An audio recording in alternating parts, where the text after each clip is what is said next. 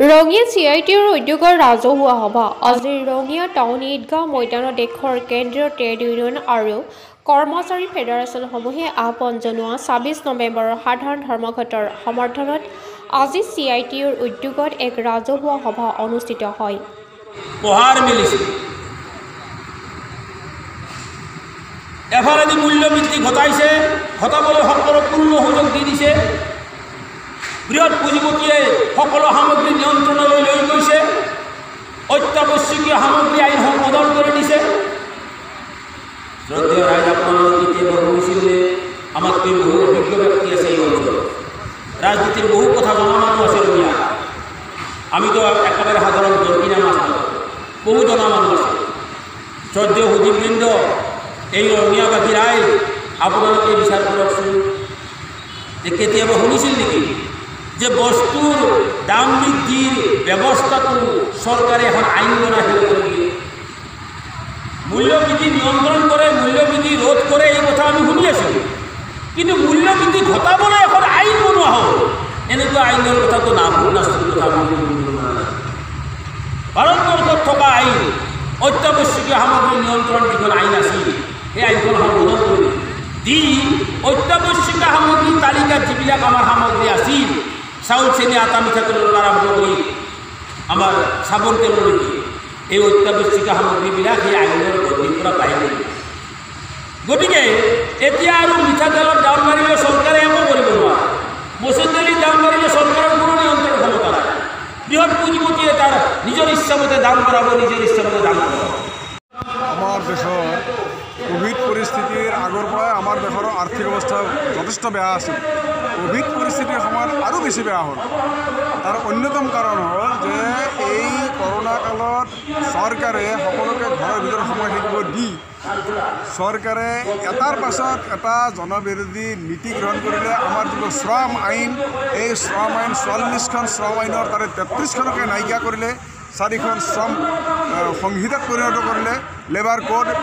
আৰু আমাৰ দেশৰ এই চৰকাৰখনে এই যে শ্ৰমিকসকলৰ দীৰ্ঘদিন ধৰি আন্দোলন সংগ্ৰামৰ জৰিয়তে অৰ্জন কৰা যে অধিকাৰ, এই অধিকাৰ নাইকিয়া কৰিলে। আমাৰ এইখন চৰকাৰে আটাইবোৰকে সময় থাকিবলৈ দি এইখন চৰকাৰে পাৰ্লিয়ামেণ্টক বাদ দি, আমাৰ এই যিবোৰ নিৰ্বাচিত সংস্থা এইবোৰক বাদ দি তেওঁলোকে এই হেৰি কৰিলে, এই কি বোলে এইটো কি বুলি কয়, ৰবা শব্দটো নাহিল নহয়, মানে আইনবোৰ মানে আইন নকৰাকৈ অধ্যাদেশ তেওঁলোকে জাৰি কৰিলে। অধ্যাদেশৰ জৰিয়তে তেওঁলোকে এইবোৰ চব মানে আমাৰ অধিকাৰবোৰ হৰণ কৰিলে। আমাৰ এইখন চৰকাৰে এই অভিযোগ লৈ তেওঁলোকে ৩খনকৈ বিল আনিলে, কৃষি বিল, আৰু সেইখন আইনত পৰিণত কৰিলে। আৰু আইনত পৰিণত কৰাৰ কাৰণে যি পদ্ধতি অৱলম্বন কৰিলে, এই পদ্ধতি অসাংবিধানিক। আমাৰ দেশৰ এই যি পৰম্পৰা, এই পৰম্পৰা সম্পূৰ্ণৰূপে ভংগ কৰি তেওঁলোকে এই পাৰ্লিয়ামেণ্টত এইবোৰ পাছ কৰালে, সম্পূৰ্ণৰূপে গাৰ বলেৰে তেওঁলোকে বিৰোধীৰ মুঠে এটা কথাও নুশুনিলে।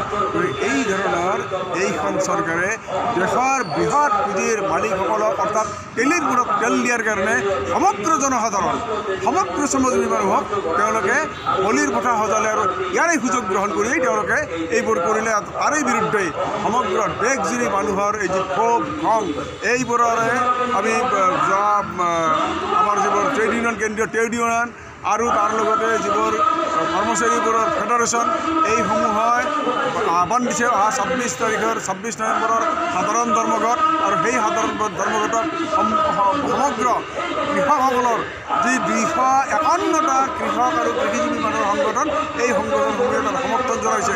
আৰু এই ধৰ্মঘট সৰ্বাত্মক কৰি ভাৰত বন্ধলৈ পৰিৱৰ্তিত কৰাৰ কাৰণে আজিৰ আমাৰ ৰঙিয়াতো এইয়াৰে এই সভাখন আমি ইয়াত অনুষ্ঠিত কৰিছোঁ। কাৰ্যসূচী কি আপোনালোকৰ? কাৰ্যসূচীটো নিশ্চিতভাৱে আজিৰ কাৰ্যসূচী হ'ল যে আমি ইয়াত সভা কৰাৰ পাছতে আমি ইয়াত শোভাযাত্ৰা কৰিম। শোভাযাত্ৰা কৰি আমি ৰঙিয়াৰ সমস্ত শ্ৰমজীৱী মানুহ, সকলো ক্ষেত্ৰতে শ্ৰম কৰি খোৱা মানুহ আটাইকে এই ধৰ্মঘট চামিল হ'বলৈ আমি আহ্বান জনাম। আৰু তাৰ লগতে অহা 26 তাৰিখত এই ধৰ্মঘট মানে আমি আহ্বান জনাম। মূল আমাৰ আজিৰ যি কৰ্মসূচী কাৰ্যসূচী এই কাৰ্যসূচী এইখিনিয়ে উদ্দেশ্য আমাৰ কি এই ব্যাখ্যা কৰি আছে আমাৰ CIT ৰাজ্যিক সাধাৰণ সম্পাদক সম্ৰাট তপন শৰ্মাই ব্যাখ্যা কৰি আছে।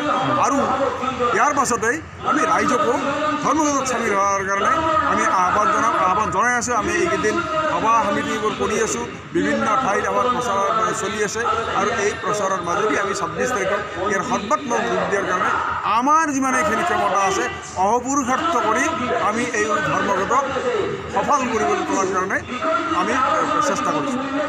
ঠিক আছে। এই সভাত মুখ্য বক্তা হিচাপে অংশগ্ৰহণ কৰে CITৰ ৰাজ্যিক সাধাৰণ সম্পাদক তপন শৰ্মা।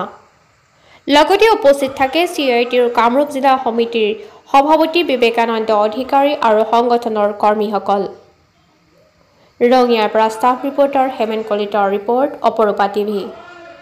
প্ৰিয় দৰ্শক, আপোনালৈ এটি বিনম্ৰ অনুৰোধ, অপৰূপা টিভি চেনেলটো আপুনি চোৱাৰ সময়ত চেনেলটো লাইক কৰি ওচৰতে থকা বেল আইকনটো বজাই ভিডিঅ'টো আনলৈ শ্বেয়াৰ কৰি কমেণ্ট কৰে যেন। অপৰূপা টিভি চেনেলটো আপুনি চোৱাৰ সময়ত চেনেলটো লাইক কৰি ওচৰতে থকা বেল আইকনটো বজাই ভিডিঅ'টো আনলৈ শ্বেয়াৰ কৰি কমেণ্ট কৰে যেন। অপৰূপা টিভিৰ তৰফৰ পৰা প্ৰতিভাৰ সন্ধান নামৰ এক প্ৰতিযোগিতামূলক অনুষ্ঠানৰ আয়োজন কৰা হৈছে। প্ৰথম পুৰস্কাৰ 15,000 টকা, দ্বিতীয় পুৰস্কাৰ 10,000 টকা, তৃতীয় পুৰস্কাৰ 5,000 টকা আৰু নিচুকনি পুৰস্কাৰ 1,000 টকা ধাৰ্য কৰা হৈছে। এই অনুষ্ঠানত অসমৰ প্ৰতিটো অঞ্চলৰ সৰুৰ পৰা ডাঙৰলৈকে সকলো ল'ৰা-ছোৱালী আৰু যুৱক-যুৱতীয়ে অংশগ্ৰহণ কৰিব পাৰিব। এই প্ৰতিযোগিতাত সকলো ধৰণৰ গীত, নৃত্য, অভিনয়, কৌতুক আদি উপলব্ধ হ'ব। প্ৰতিযোগীসকলে অনলাইন মিউজিকত গীত গালে গ্ৰহণ কৰা নহ'ব। প্ৰতিযোগীসকলে নিজাকৈ ভিডিঅ' বনাই অপূৰ্বা টিভিৰ হোৱাটছএপ নম্বৰ 8638225155ত প্ৰেৰণ কৰিব লাগিব। প্ৰচাৰৰ উপযোগী ভিডিঅ' অপূৰ্বা টিভিত প্ৰচাৰ কৰে। প্ৰতিযোগিতাখনৰ ফলাফল অপৰূপা টিভিৰ বিচাৰক মণ্ডলীয়ে ঘোষণা কৰিব। বিচাৰক মণ্ডলীৰ সিদ্ধান্তই চূড়ান্ত সিদ্ধান্ত বুলি বিবেচনা কৰা হ'ব। প্ৰতিযোগিতাৰ ফলাফল 1 জানুৱাৰী 2021ত ঘোষণা কৰা হ'ব। এই প্ৰতিযোগিতাত যদি আপুনি বা অইন কোনোবাই অংশগ্ৰহণ কৰিব বিচাৰে তেন্তে আজিয়ে প্ৰস্তুতি আৰম্ভ কৰিব পাৰে আৰু অপৰূপা টিভিৰ হোৱাটছআপ নম্বৰ 8638222515ত ভিডিঅ' প্ৰেৰণ কৰি লাভ কৰক অপৰূপা টিভিৰ পুৰস্কাৰ।